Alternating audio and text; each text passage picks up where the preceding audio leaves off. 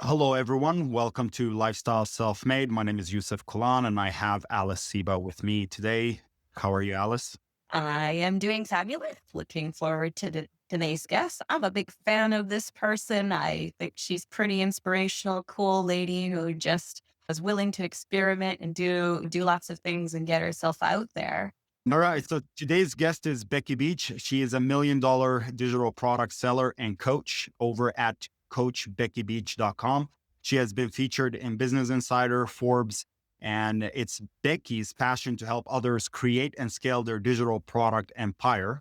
Becky lives in Dallas, Texas area with her family and three fur babies. And I believe we did get to talk about the fur babies maybe A a little little bit. bit about Yeah. her babies. Yes, yes. And also like really appreciated hearing her story about struggling with a little bit more difficult upbringing and dealing with mental health issues, but really now how she focuses on self-care and taking care of herself. And we did talk about her son a bit too, but something I see about her is that I can see that she takes good care of herself, but also is a really devoted mom. And like, I think that's really important for parents and mothers and others who take care of others is you do have to take care of yourself so that you can be better for those people. When you put everybody else absolutely first, it drains you. And I think Becky is a fabulous example of taking care of everybody, including herself.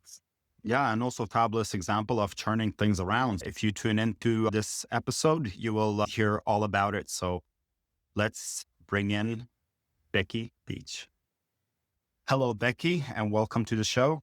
Oh, hi. I'm glad to be here. We're glad to have you here as well. Just to start things a little bit light, we would like to know what type of fur babies you have and what are them. Oh, sure. You have a dog named Javari. She's a Pomeranian. And I have two exotic short hair cats, like a lazy man's Persian. And their names are Maggie and Maddie. Oh, Oh, cute. We love animals. And we're so glad you're Yeah. here. You were one definitely on the list of the first people we wanted to interview, and we're glad you said yes. Oh, yeah. Yeah. I've been following y'all for a long time, many years. Given gave me a gift basket one time because I was a top affiliate. Yes. yeah. All right. Tell us a little bit about your business, what you do today, and how you got started. Oh, sure. Today I sell done for you digital products over at PLR Beach. And I've been doing that 3 years now. And I got started as a mom blogger at mombeach.com. My son, when he was born, I wanted a better life because I was working 60-hour weeks as a web developer for American Airlines and other companies. And I just got tired of doing that. So I decided to start a blog. Nice. Nice. And when you did that, did your family and friends think you're crazy or like what? Yeah. It's like my sister said, I need to focus on my 9 to 5. And I remember my brother-in-law laughed when I said I only made $1 my first month of blogging. He said, don't quit your day job. And he just laughed. And my husband said I was living a pipe dream. I needed to focus on my 9 to 5. But so they laughed at me and they didn't understand why I was doing this because they said blogging was dead. It wasn't a way to earn a living. I needed to just focus on my 9 to 5 because I had a new baby and I needed to bring money in because formula was $30 a canister because he couldn't breastfeed. He had to have sensitive formula. Oh, it's so like, what, and how did you convince them or what happened? Obviously that you've done so well. They must know it's a real thing now, but what was the turning point there? I just kept on. I was going to quit a year in because I wasn't getting very much traffic and like in money. I wasn't earning much money. Probably the most I was earning by then was like maybe $50 to $100 a month, if that. And so I thought about quitting, but then I just something inside me said, you just got to keep doing this because I bet you're going to look back and wish you would have kept on to see what happens.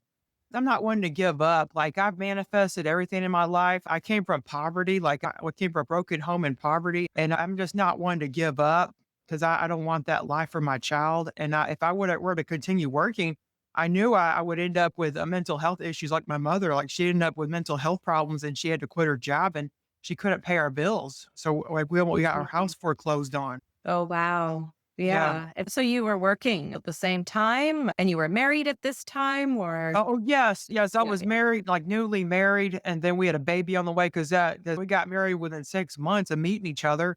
Then we had a new baby after that.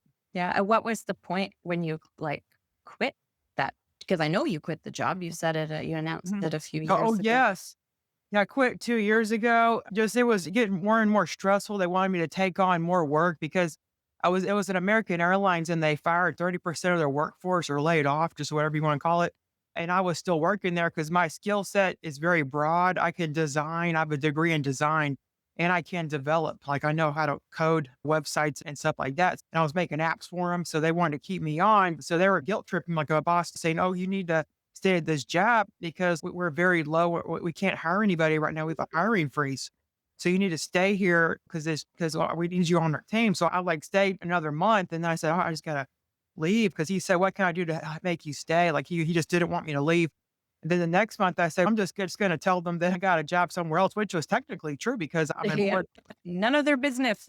Yeah, so I told them that I got a job elsewhere, and I was gonna give my 2-week notice. So how did you manage your work-life balance when you had a job at the same time were doing your entrepreneurial stuff? Oh, that's a good question. Yeah, what I would do is I would get up early and also I would work on my lunch hour because you could assign yourself rooms with that Outlook. You could give yourself like rooms for an hour or so during lunch because there was lots of these little offices everywhere that you could like reserve. So I did Mm. that during lunch and I brought my laptop in and I would make like a printable or I would make a blog post during that time and do something. Then at night I would stay up late to work on my blog then. And when did you start getting results from the work that you did at home and at work? Roughly when did you start seeing that the business started to pay off? That's what I'm trying to say. Oh, yes, during COVID, because my blog, the Mom Beach blog, is all about work from home content and making money online. And during COVID, everybody was looking to do that. So I got 250,000 page views a month, and I got picked up by this Google app, and they put me on the first page of the app, and I got 5,000, no, in a day, 5,000 visitors, and it increased to Nice. 30,000 visitors in a day because it Wow. was just going crazy. It was this blog post on building passive income. And then I was able to get into Mediavine shortly after. And then I was making like 7,000 a month from Mediavine ads alone. Oh, wow. Yeah. Yeah, I've noticed I've seen a lot of different ways that you, in your Facebook group and stuff, you share like all these different ways that you've earned money on different platforms and things like that. You seem like you're a real big experimenter and also great at sharing what you learn too, which is really nice and helpful to people. Yeah. Yeah. I'm really happy about that because you got to set up multiple streams of passive income because you never know when one's going to go away because an algorithm could change. You got to make sure you maintain an email list above all. That's my number one source of income is the email list.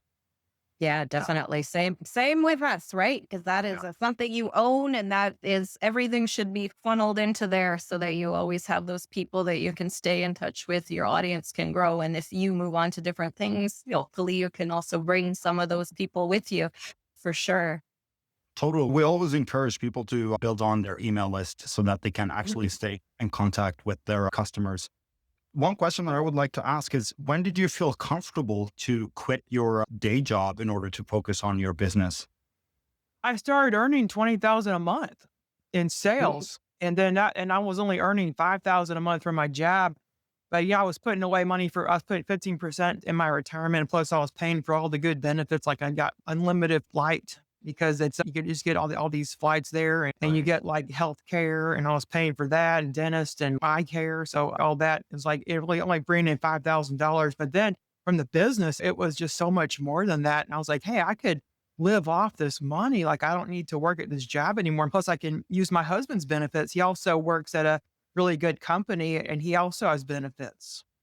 Yeah, that's an inspirational. And I'm impressed with you that you waited till you got to that level because I'm Yeah. like, I'm out of there. I'm done. This is enough. I will build this as I go.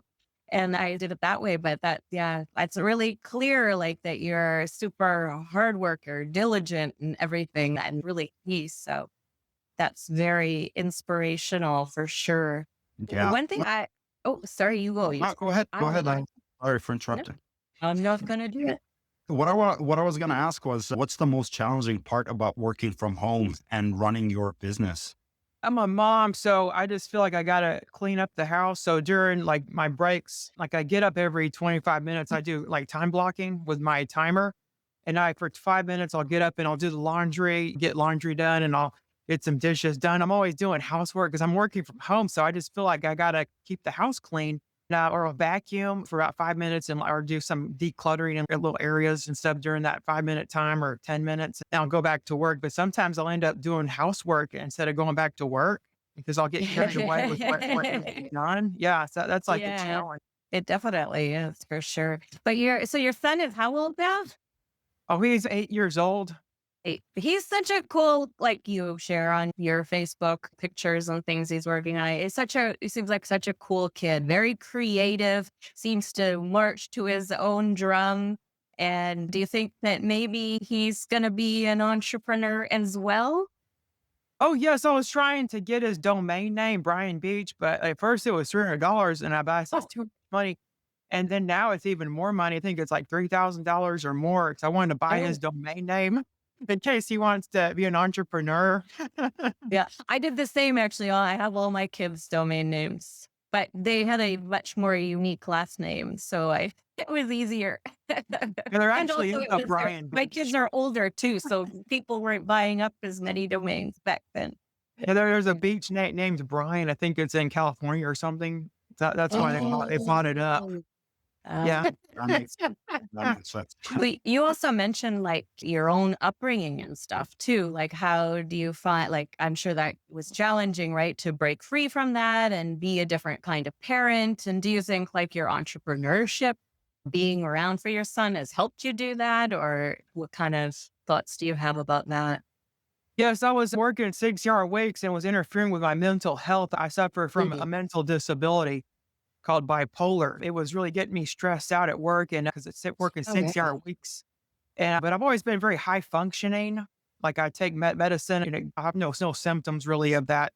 And yeah, so I've just been working really hard and I've noticed my mental health. Like there was some days where I couldn't get out of bed, like I was unable to focus. So I knew this was like going to be a problem. So I thought I just need to do something for myself. I can't keep working these stressful jobs because my mother also had a stressful job. She was a fashion designer and she worked for like a really like big bridal company. And I remember she was always stressed out and worked long hours. And then that interfered with her mental health and she developed schizophrenia. And then Oh, she could no longer work. Yeah. oh, wow. Yeah, I'm sorry. Yeah, you have to take care of yourself, and there are so many challenges. And that's what I find about entrepreneurship too. There are mental health struggles in my own home too. And to be there, be able to be there for my kids and stuff. So that, and also my own in the past few years. And I think a lot of people, a lot of more anxiety in a lot of us in the environment we live in and stuff. So being able to have time to take care of yourself, to take care of your home, to take care of your family, and to appreciate all you have. Yeah. So good. Oh, yeah. It's so super important to care for your mental health. I got to do a day of self care each week. On Mm. Fridays, I'll usually go get my nails done. I like to get really pretty nails and then I'll get my hair. I'm due to get my hair done. I need to get my bangs recut, my hair colored. I'm starting to get gray. But you need to do some self care at least like once a week to recharge your batteries or you'll get stressed out. Yeah. Yeah. Has your business allowed you to pursue any other goals in life? Or is there anything exciting that you still would like to do and you think that your business will allow you to do it in the future? I'm also singing a chorus. Like I started doing that last year. I've always been a lover of singing. Like I sang in musicals in high school and but now I get to sing in a chorus and we're going to go to a competition next month and there'll be no way I could get off work to go to there because a lot of the women in the chorus are like retired or maybe they're like they can get off work. Of course, probably they can, but remember the jobs I had, I could only get off like 2 weeks at a time. Now I can pursue these Mhm. other hobbies I've always Yeah. wanted to pursue. Yeah, I think that's so great. And I think that a lot of the people that we want to interview on this podcast are people who have these other cool things that they going on in their lives that they're able to do because they're entrepreneurs. A lot of them are helping out in their communities, and you're doing what you're doing is great for the community too. It's arts, it's important. So it's great that you're able to do that. Yeah, and we perform at a lot of senior homes and like hospitals, do a lot of community outreach. Oh, nice. That's That's so nice. wonderful. And is it all in the Dallas area or do you guys get to travel as well? Oh, yes, we're traveling to Houston next month, and I just came back from a retreat in North Texas. Okay, nice. Like I was there over the weekend, and there'd be no way I could take off so much work to do these things for my hobby. Yeah, definitely being a self-entrepreneur gives you a lot of time and freedom to do whatever you want. And that's what we're encouraging people to do with what we're doing. And I believe you do as well. If you could go Really? back in time, is there anything you'd change about your journey to become an entrepreneur? Yes, I wouldn't have purchased so many courses like when at my first year, probably spent like $20,000 on stuff. Oh dear. And Wow. my husband was going, wow, you're spending this much because we did our taxes and it said $20,000 negative because my business didn't really make much. And Right. then the tax guy said that 3 years, like after 3 years, if you're not making money, then the government thinks of your business as a hobby and you can no longer do expenses anymore. Oh, yeah, yeah. It's pretty much the same here. Yeah. Yeah. So I think that is probably a very common thing for people to say that they buying too many courses, partly the money, but also being distracted, like chasing shiny objects and stuff. What would you say to somebody like who feels they need to learn it? They need to know everything. They need to have all like everything figured out. What would you say to somebody who might end up spending $20,000 but doesn't need to? What? Yeah, you actually created a membership and it has everything you need in the membership that I wish I had when I was starting a Yeah. business called Business Beach Club. So I would advise them to join my membership. That's what I would tell them. Because it's like it's very You've low done the work. price. It's at $20,000, you get probably even more worth of information in there. So I just, I am wondering, maybe we'll probably wrap it up in just a moment, but is there one, and you told us actually a lot of interesting things about yourself, but is there one other maybe cool or interesting fact about you you'd like to share with? Oh, sure. I'm also a doll collector. I love to collect dolls. And I always have been a doll collector. And that just make me happy. It's like another hobby that I'm able to pursue because of I'm an entrepreneur, so I can afford higher priced dolls now. And it's just, Ah, nice. I think I've seen some photos of those dolls too. Oh, that's yeah. cool. Awesome. So, if you've shared a few things about where your blog and your membership and stuff, but if people do want to learn a little bit more about Becky Beach, where should they go or what should they do? Oh, sure. You can go to my website, plrbeach.com, if you want done for your digital products. And I also have a coaching website called coachbeckybeach.com, where you can hire me as your coach or maybe perhaps join my membership if you feel inspired to. Wonderful. Thank you so much. We are so glad that you came and shared with us and know that it'll be inspirational to others as well. yeah. Thank you, Becky. Oh, thank you.